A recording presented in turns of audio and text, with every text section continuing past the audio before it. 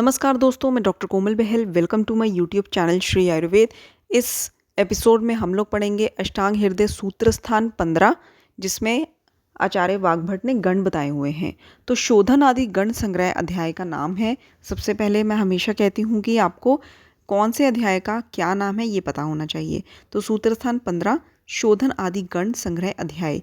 जैसे कि आचार्य चरक ने सूत्र 4 में महाकषाय 50 महाकषाय बताए हैं, वैसे ही आचार्य वाग्भट ने सूत्र 15 में गण बताए हुए हैं। ठीक है, तो आचार्य चरक ने द्रव्यों का जो वर्गीकरण किया है, डिवीजन किया है, उनके कर्मों के आधार पर किया है। जैसे कि दशे मानी भृंगनियानी। ठीक है, तो जो उनके कर्म है उसी का नाम, कर्म के रिलेटेड ही नाम उन्होंने महाकषाय का रखा है कि भृंगनीय महाकषाय जो है, जो भृंगन का काम करता है, तो दशे मानी भृंगनियानी। उसी तरह से आचार्य सुश्रुत ने प्रमुख द्रव्य के नाम पर नाम रखा है अपने गणों का। ठीक है, मतलब कि कोई भी आप उनका गण ले लीजिए, उसमें जो द्रव्य प्रमुख रूप पे है, प्रधान रूप में उस गण में है, तो उसी के नाम से उस गण का नाम होगा। मतलब उसी द्रव्य के नाम से उस गण का नाम होगा। जैसे कि वीरत्रवादी गण। अष्टांग हृदय सूत्र 15 में, मतलब कि इस अध्याय में 33 गणों का वर्णन किया गया है, जबकि चरक सूत्र 4 में 50 महाकषायों का वर्णन किया गया है। तो सबसे पहले हम आते हैं 33 गणों में से सबसे पहला गण है वमन कारक द्रव्य। ठीक है, तो वमन कारक द्रव्य या वमन कारक गण में ऑब्वियसली ये गण ऐसा है जो जिसमें ऐसे द्रव्य हैं जो वमन करवाते हैं। जैसे कि मदन फल है, मधुक, कटुतुम्बी, निम्ब, बिंबी, एला, सरसप। ठीक है, तो आपने जस्ट आइडिया लेना है, रटना नहीं है। वमन कारक द्रव्य में मदन फल है, ये आप गैस कर लेंगे। मधुक है, महुआ जिसको बोलते हैं। ठीक है, सॉरी, मधुक महुआ नहीं होता, मधुक होता है मुलेठी। तो मदन फल है, मधुक है, कटुतुम्बी है, निम्ब है, बिंबी है, एला मतलब इलायची और सरसप। उसी तरह से विरेचन कारक में दंती मूल है, स्नूही है, त्रिफला है और तिलवक है, शंपाक है, हेमदुग्धा है जिसको हम स्वर्ण शीरी बोलते हैं।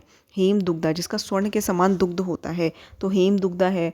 तो इसमें मैक्सिमम तो आप गेस कर लेंगे, दंती, स्नूही, त्रिफला, तिलवक, ये विरेचक होते हैं। बाकी थोड़ा सा ध्यान देना है शंपाक और हेमदुग्धा पर, जिसको हम स्वर्णशीरी कहते हैं।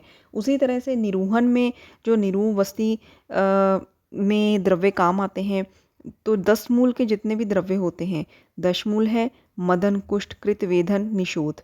शिरोविरेचन में अपामार्ग जो सबसे श्रेष्ठ शिरोविरेचक द्रव्य बताया गया है। अपामार्ग है व्योश, दारवी, विडंग।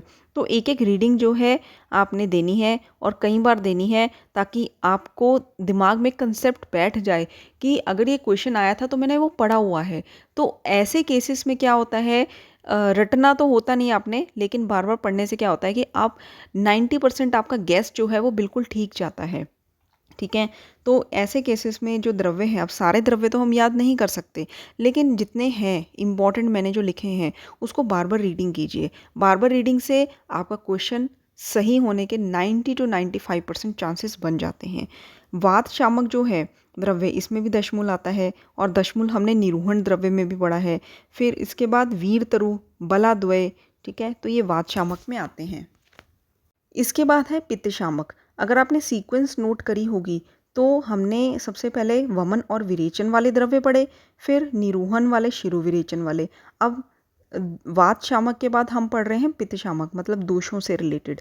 ठीक है, तो पित्त शामक जो है जैसे कि अनंता है, निम्ब है, वासा, चंदन, सारिवादी गण, न्योग्रोदादी गण, वेरी इंपॉर्टेंट, न्योग्रोदादी गण जो है ये पित्त शामक कहलाती है। ठीक है, और आत्मगुप्ता।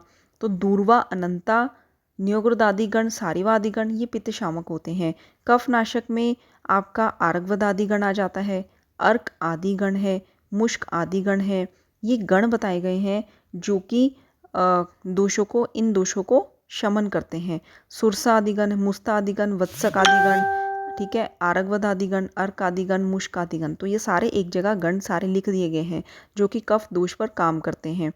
जीवनीय गण में जैसे जीवंती, मेदाद्वय, मुदकपर्णी, माशपर्णी, काकोली, जीवक, ऋषभक, मधुक, ये सारे द्रव्य आते हैं। ठीक है, जो जीवन, भृंगण ये सब काम करते हैं। विदार्य आदि गण जैसे विदारी कंद है, पहले तो नाम ही बताता है, विदार्य आदि गण में विदारी कंद होता है, मेष श्रृंगी है, पंचांगुल है, जीवनीय पंचमूल है, लघु पंचमूल दोनों हैं।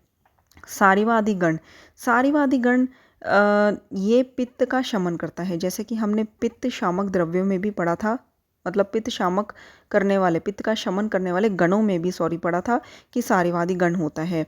तो सबसे पहले सारीवादी गण, इसमें सारीवा, उशीर, काश्मरी ये सब होते हैं। बट मेनली आपने जो है इसके एक्शन पर ज़्यादा ध्यान देना है कि ये कर्म क्या करते हैं। तो इनके गुण है कि दाह पित्त नाशक होते हैं। तो सारवादिगण पित्त शामक, पद्मक आदिगण ये भी पित्त शामक होते हैं। ठीक है, पद्मक आदिगण में जैसे पद्मक, रिद्धि, वृद्धि ये होते हैं द्रव्य। फिर परूषक आदिगण में इसमें दाड़िम, परूषक, द्राक्षा, तो ये भी पित्त शामक होते हैं। नेक्स्ट है अंजन आदिगण। अंजन आदिगण में अलग अलग तरह के अंजन, स्त्रोतोअंजन, सौवीरांजन और इसके साथ साथ फलिनी, नागकेशर ये होते हैं। अब इनका कार्य क्या होता है, ये इंपॉर्टेंट की पॉइंट है। तो विष, पित्तहर और अंतरदाह को हरने के लिए अंजन आदि गण होता है। विष है, पित्तहर है, अंतरदाह को हरने के लिए अंजन आदि गण होता है। इसके बाद है पटोल आदिगण। पटोल आदिगण है या गुडुची आदिगण है, इनके कर्म जो हैं वो एक जैसे होते हैं।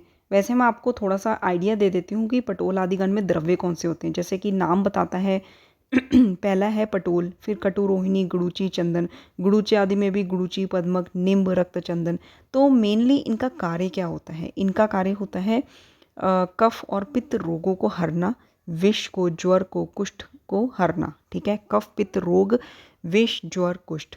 आरगवद आदिगण, इनका मेन कार्य होता है व्रण शोधन। ठीक है, जब मैं आपको नोट्स प्रोवाइड करूंगी तो उसमें आप द्रव्य एक बार पढ़ लीजिएगा, जैसे आरगवद, निम्ब, भूनिम्ब, अमृता, कट, सरैया, मधुरसा।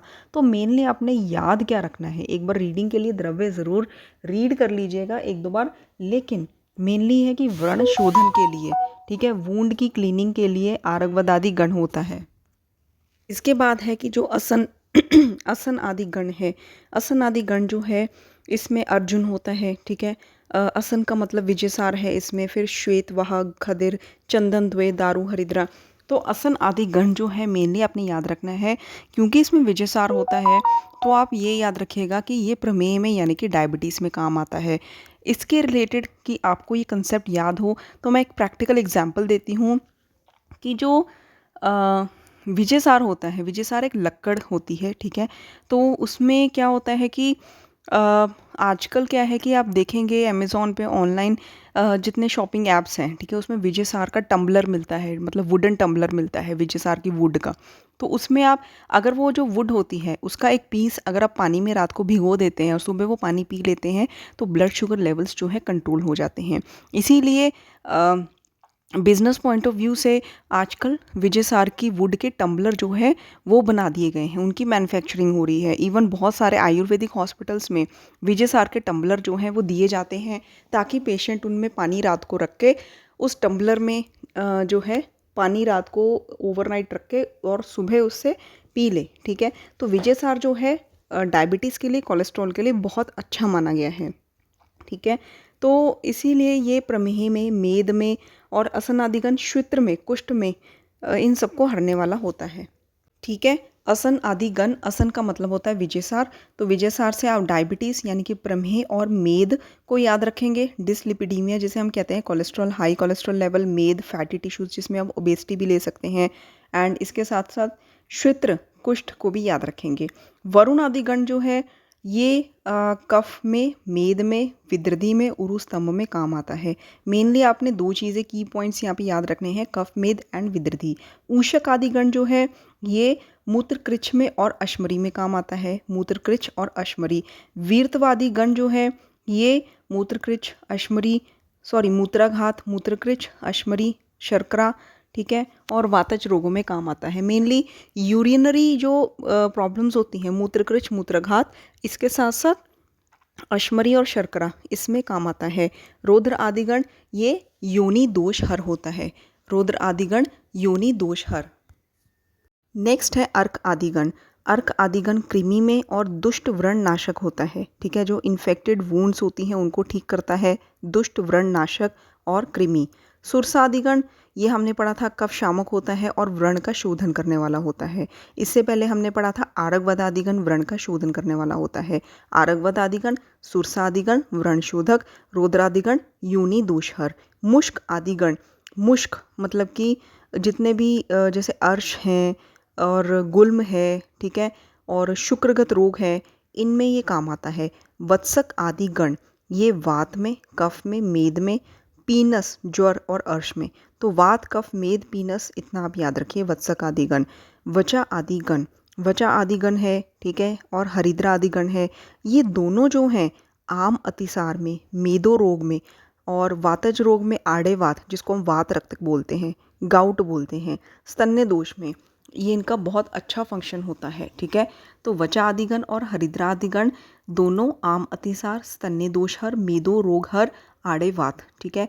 प्रियंगवादिगण जो है इसमें क्या होता है, प्रियंगु पुष्प और धातकी, ठीक है। ये संधान में जैसे कि फ्रैक्चर हुआ है उसको जोड़ने में, यूनियन करने में काम आते हैं। अंबष्ठा आदिगण ये पक्व अतिसार में, अस्थि भंग यानी कि फ्रैक्चर में, व्रण रोपण में अंबष्ठा आदि गण जो है काम आता है।